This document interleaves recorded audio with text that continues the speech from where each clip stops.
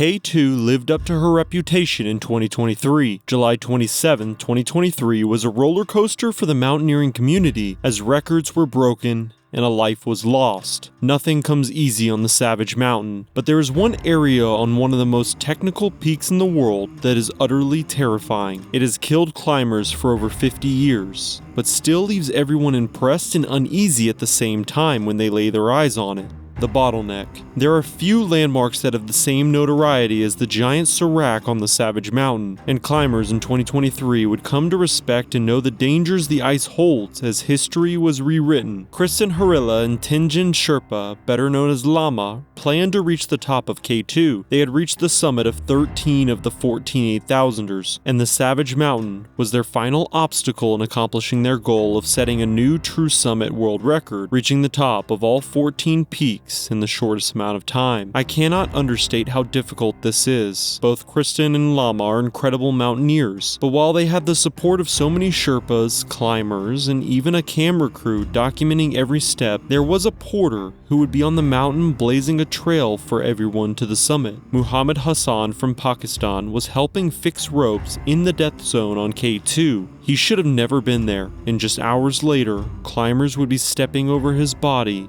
in the Bottleneck. This is his story.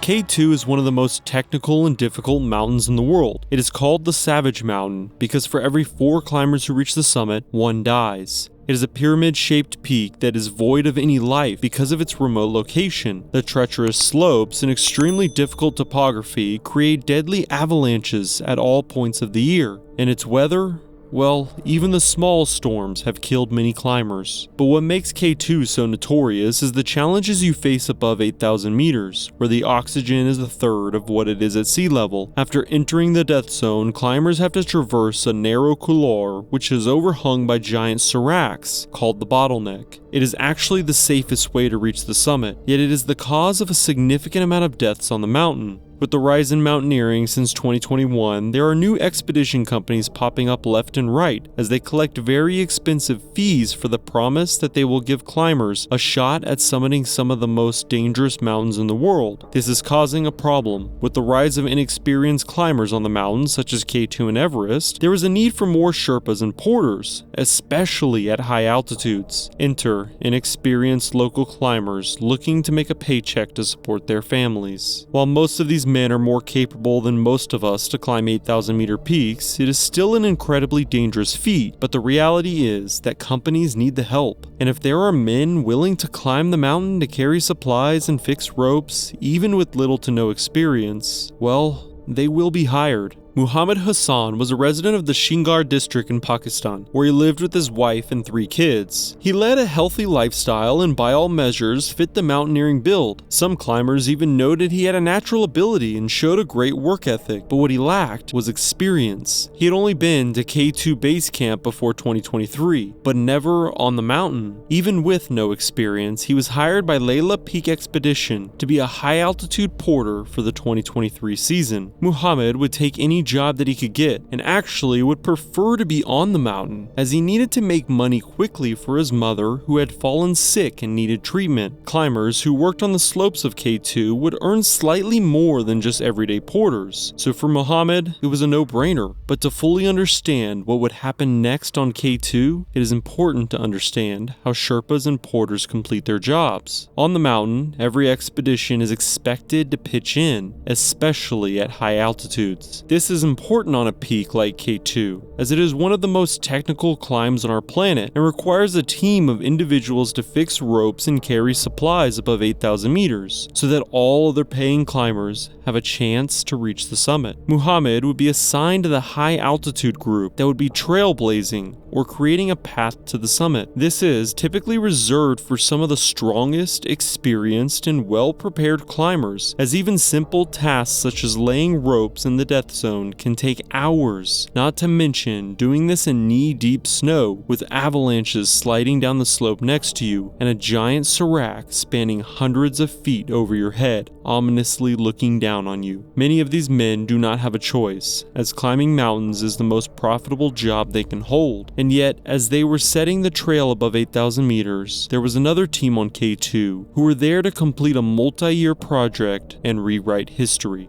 Kristin and Lama's journey began with the goal to summit the world's most formidable peaks. Each mountain posed unique difficulties, yet their spirit and experience navigated them through every ascent, setting them apart as extraordinary alpinists. Their mission in 2023 would be named She Moves Mountains, and actually started in 2022. Kristin had summited 12 of the 14 8,000ers last year, but because she couldn't obtain permits to climb Cho-Oyu in Shishkapangma, she would have to wait until this year. That is why she started with reaching the top of Shishkapangma in 2023, then summiting Cho-Oyu 6 days later. She would reach the pinnacle of the next mountain, Makalu, 10 days later. Then the climbs would start flowing in, with the community tracking her expedition through the internet. Everest would be the 5th mountain she conquered on May 23rd, 26 days into her expedition. Kristin and Lama would summit 8 of the 9 mountains remaining between May 23rd and July 12th, putting them on track to break the previous record of 6 months and 6 days. Kristin and Lama would reach K2 in July of 2023, with the Savage Mountain being the last mountain they needed to conquer to accomplish their multi-year goal. The weather for most of the season was brutal, and the pictures show long lines of climbers fighting up the slopes in poor visibility and heavy snowfall. It was predicted that there would have been only a small window to summit the peak in late July, and this led to many expeditions preparing for a very busy mountain, especially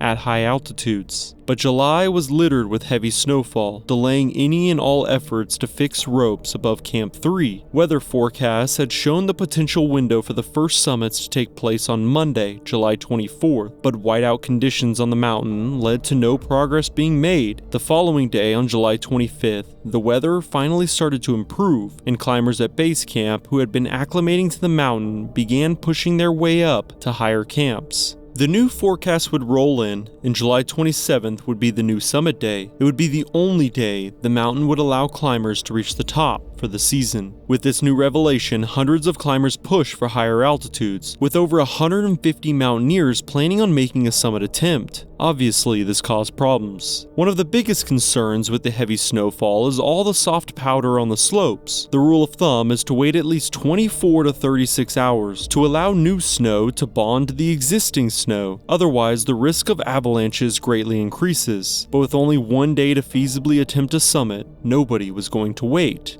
On July 26 at 6 p.m., the rope-fixing team, including Muhammad, would leave Camp 3 and make their way towards the Bottleneck. Camp 4 was essentially non-existent, as the weather had made it too difficult to establish, meaning climbers would have to travel a much greater distance this season to reach the top of the mountain. Sherpas would say that Muhammad did not have the proper clothing or equipment to climb in high altitudes, but he was looking to help support the team. The weather was still brutal, but even with the snowfall and horrible conditions, the climbers would push forward, as they were the only hope that anyone had to reaching the summit. They slowly made their way through the thick snow, passing a desolate Camp 4, pushing towards the giant serac that hanged over their heads. Over 100 climbers would follow the first groups hours later, giving the Sherpas and high-altitude porters time to fix the ropes. By midnight, the route from Camp 3 to the summit was crowded, with lines of climbers making their way to the top. Sylvia Azdriva, a climber from Bulgaria, would describe the conditions. During the summit push, there were 5 avalanches next to us below the Bottleneck. One of them hit some of us on the way up. Luckily, we weren't injured and we managed to dig out of the snow. We debated if we would continue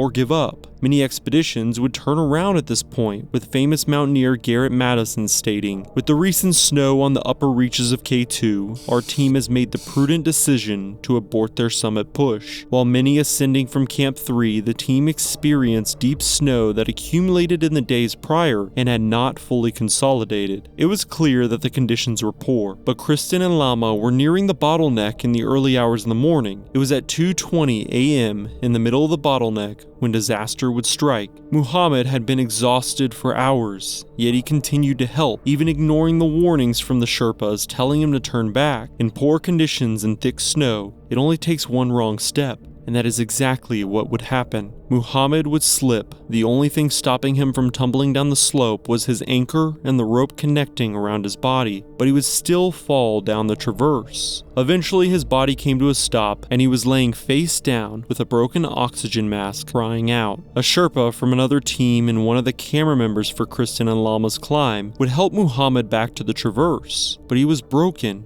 He could no longer move under his own power, so he lay there unable to move as climbers stepped over him on their way to the summit. Muhammad lay in the middle of the traverse, and soon there was a line of climbers below him. One by one, they climbed over Muhammad, who lay there barely breathing, unable to move. The photos of the incident are gut-wrenching, and I have blurred certain areas for privacy, but please be warned, if you Google Muhammad's story, there are plenty of videos and pictures showing mountaineers climbing over his body on their way to the summit. It would later come out that Muhammad would lay on the slope for 3 hours before he passed away. 3 hours of lines of climbers traversing over his body. 3 hours of constant avalanches covering him as he lay there, then the snow being swept off by the boots of other climbers. I cannot imagine a worse way to go.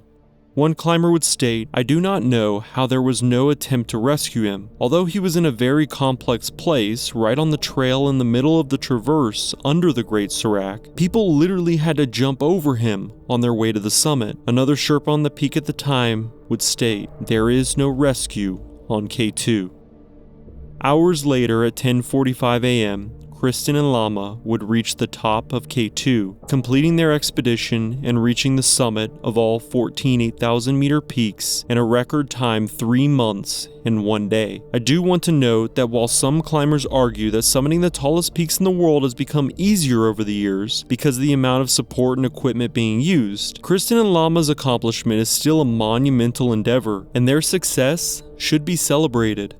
However you feel about Muhammad's recklessness, at the end of the day, he was not prepared for the high altitudes and technicality of climbing K2, yet he felt he had to, because that was the only way he could help his sick mother. Two things can be true at once. We should celebrate the accomplishments of Kristin and Lama, but at the same time feel disgrace around how the community literally and figuratively stepped over Muhammad. Sherpas and porters are essentially climbing any high altitude peak, and many of them put their lives in danger to make it easier for others to climb. Also, they can make a living for their mothers, fathers, wives, and children. But when asked to repeat the favor, nobody came to help. I realized that in high altitudes, everyone knows the risk, but there simply was no effort made here. Two things can be true at once.